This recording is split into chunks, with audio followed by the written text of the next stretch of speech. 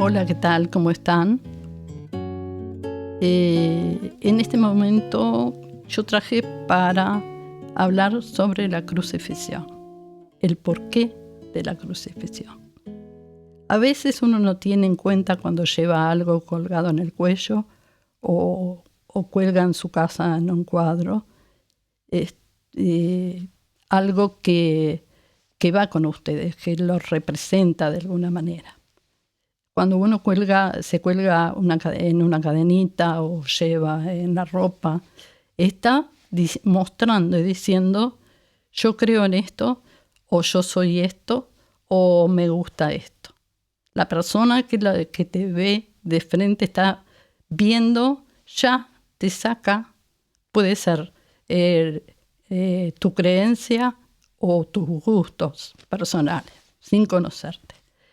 Bueno, la representación de la crucifixión para los cristianos, después de lo que fue la crucifixión de Jesús, y se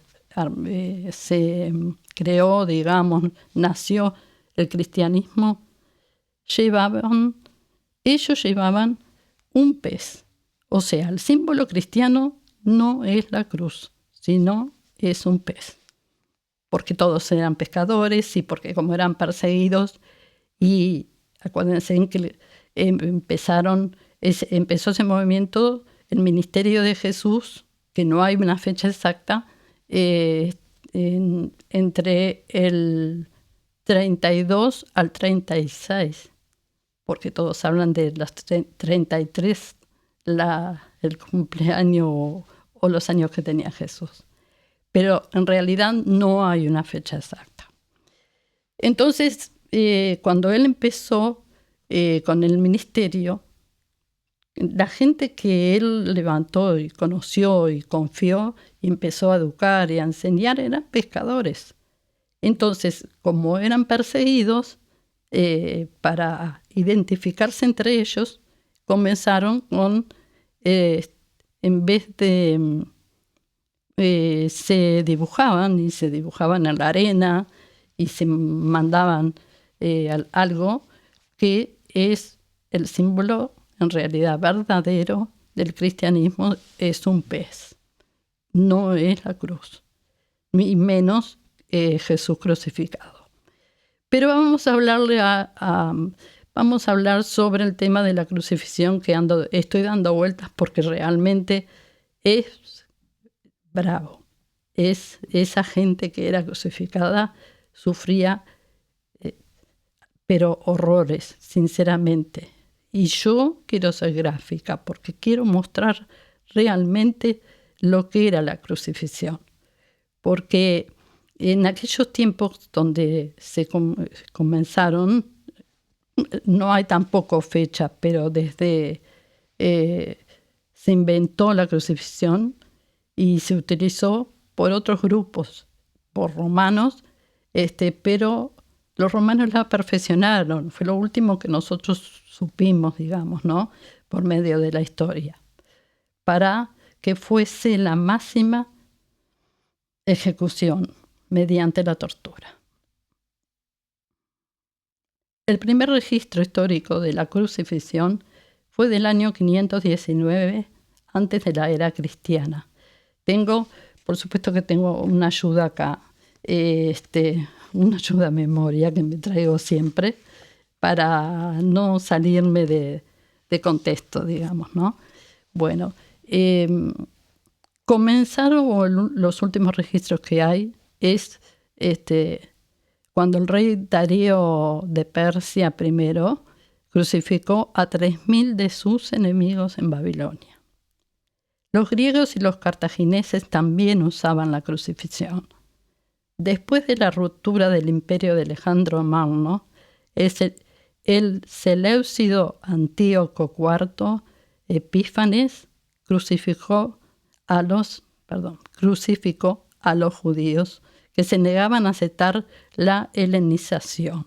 O sea, en aquel momento los romanos tenían todas las costumbres griegas y entonces ellos, el que no se convertía, digamos, también los crucificaban, porque estaban en contra de las leyes que ellos ponían y era una rebelión, ¿no? Bueno, el objetivo de la crucifixión era infligir la máxima vergüenza y tortura a la víctima. Las crucifixiones romanas se llevaban a cabo en público para que todos vieran el horror de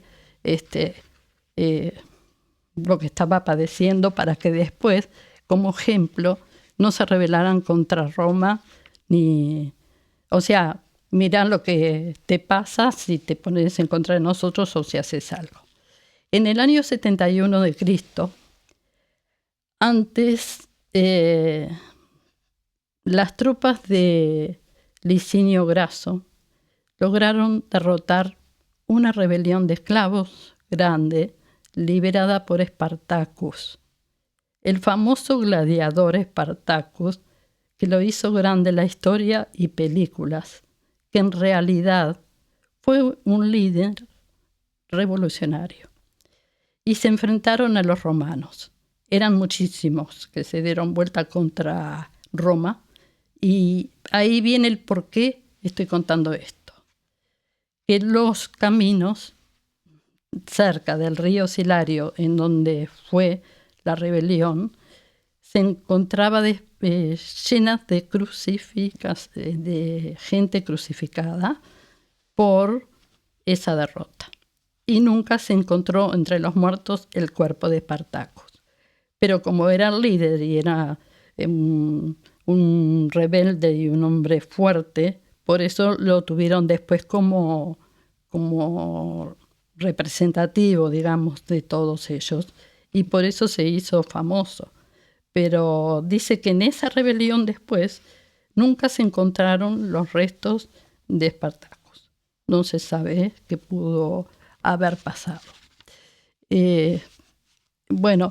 Las crucifixiones eran reservadas para los peores infractores o para las personas que se rebelaban contra Roma, se levantaban como este grupo. La víctima de la crucifixión al principio era azotada y golpeada. Si me permiten, voy a abrir mi autoayuda. Eran azotadas y torturadas por sí mismas. Todo eso ya representaba un peligro para la vida. Pero luego se le obligaba a llevar el gran travesaño de madera al lugar de la crucifixión. En este caso, si fuéramos a hablar sobre Jesús, el lugar era el Gólgota, o llamado el lugar de la calavera. Hasta los días de hoy ese lugar nunca fue habitado. Viene a ser en este momento una parte, lo que sería donde se depositaba toda la basura de la ciudad. Y sigue siendo, aunque ahora al costado hay un parque también. Está todo dividido y bueno, y hasta ahí era donde se acostumbraba a hacer las crucifixiones. Bueno, soportando la carga de llevar el travesaño, no solamente que era extremadamente doloroso, después de la flagelación, llamada así, porque cuando los azotaban tenían ganchos y otras pelotas con puntas que se clavaban en la carne y era arrancada. Cargar con su cruz era como terrible, la verdad a mí me pone nerviosa, pero pienso que la gente tiene que saber qué era la crucifixión. Cargar con su cruz era como cavar su tumba, porque ya estaban lastimados. Era gente muy venida abajo, en el sentido de que eran prisioneros, no comían, eran maltratados. le pegaban, les pegaron, los maltrataron, así sangrando, tenían que cargar con el travesaño, con el madero, digamos, como le llaman, por toda la ciudad, como ejemplo para otros, para que no se rebelaran contra Roma, para decir, bueno, si ustedes, creo que ya lo dije, si ustedes se rebelan contra nosotros, esto les va a pasar. Pero aparte de las torturas, de cargar con la cruz, cuando llegaba al lugar de la crucifixión, los desnudaban para humillarlos aún más, porque en esos momentos el cuerpo era para los romanos era muy importante. Ellos querían mucho el físico y el cuerpo y lo cuidaban muchísimo. En otro momento hablo de de cómo vivían los romanos y todo eso, pero obviamente que ustedes saben por los estudios y por todo lo que se ha hablado y lo dice la historia. En este caso no tiene nada que ver que yo me ponga a hablar de cómo vivían los romanos. Bueno, los desnudaban para humillarlos ya al máximo. Luego se le obligaba a estirar los brazos en el palo transversal donde se clavaban las manos. Los clavos eran atravesados en las muñecas, no en las palmas de las manos, para evitar que sus desgarros que no se desgarraran y se salieran los clavos. En la antigüedad las muñecas se consideraban parte de la mano. Ahora se estudia por separado. Colocar los clavos en las muñecas también causaba un dolor insoportable, ya que los clavos ejercían presión sobre los enormes nervios que llevaban las manos. Luego se levantaba el travesaño y lo sujetaban a una pieza vertical, la cual permanecía erguida después de las crucifixiones. Después de sujetar el travesaño, los verdugos clavaban también los pies de la víctima en la cruz, normalmente uno encima de otro, clavados en el centro y en el arco de cada pie, con las rodillas ligeramente dobladas. El propósito principal de los clavos era infligir dolor. Cuando la víctima estaba atada a la cruz, todo su peso se apoyaba en 3 clavos, lo cual hacía que el dolor se propagara por todo el cuerpo. Acuérdense que estas personas ya venían torturadas.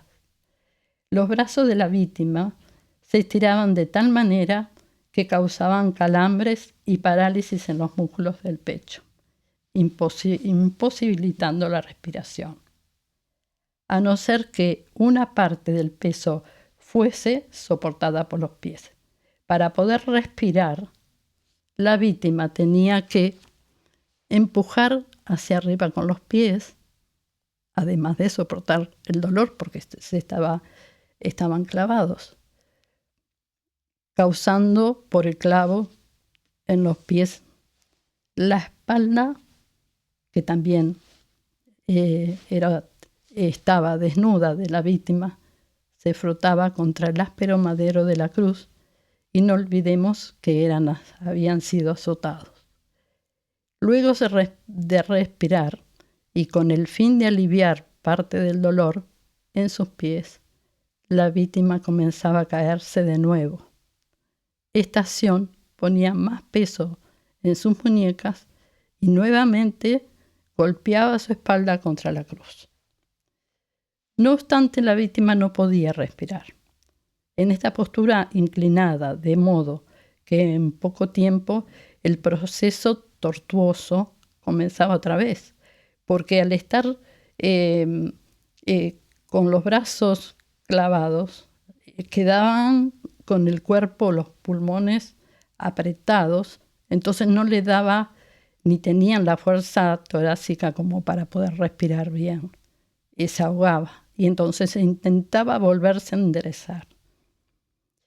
Esta postura inclinada de modo en que un tiempo el proceso tortuoso comenzaba de nuevo. Para poder respirar y aliviar el dolor causado por los clavos de las muñecas, la víctima tenía que poner más peso en el clavo de sus pies y empujar hacia arriba. Era lo que les estaba diciendo recién. Luego, para aliviar parte del dolor causado por el clavo, tenían que volver a repetir la agonía. Y era una agonía. Todo volvía a empezar. En cualquier posición, la tortura era inmensa. Era una muerte lenta, podía durar 3 o 4 días y a veces les quebraban las piernas antes porque habían romanos, soldados que cuidaban, y les quebraban las piernas antes para que esas personas se asfixiaran porque no se iban a poder mover y entonces morirse antes. Pero lo dejaban en la cruz, no lo sacaban enseguida aunque se hubiese muerto. Y entonces venían los cuervos a atacarlos, a comerlos, a picarlos y comerlos, porque eran sangre y carnes desgarradas, carne desgarrada, abierta, pero también estaban en una altura que también venían perros que vivían, perros sueltos que estaban ahí, y venían a morderlos y lastimarlos, arrancarlos desde los pies hasta donde llegara.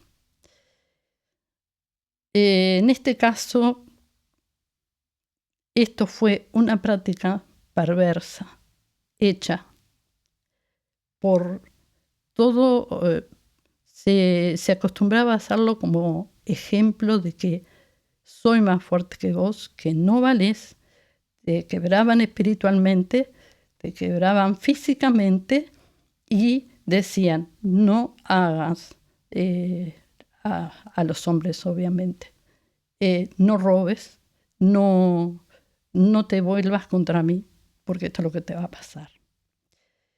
Estas prácticas se hicieron por mucho tiempo, durante muchos pueblos, muchos lugares, y en el día de hoy, en la actualidad, todo el mundo árabe todavía lo tiene en la ley.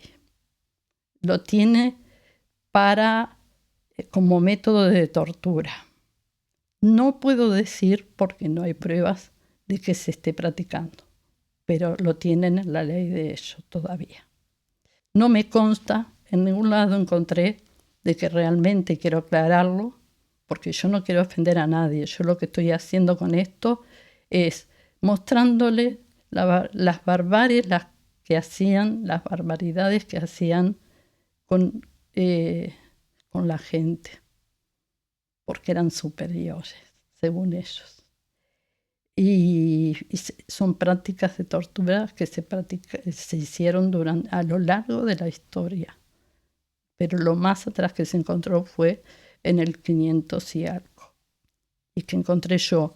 Y gracias a Internet y escritores, historiadores, que he encontrado material y les doy las gracias porque sinceramente no soy profesora de historia, no soy teóloga. Sí estuve en un instituto bíblico estudiando, conozco de religiones,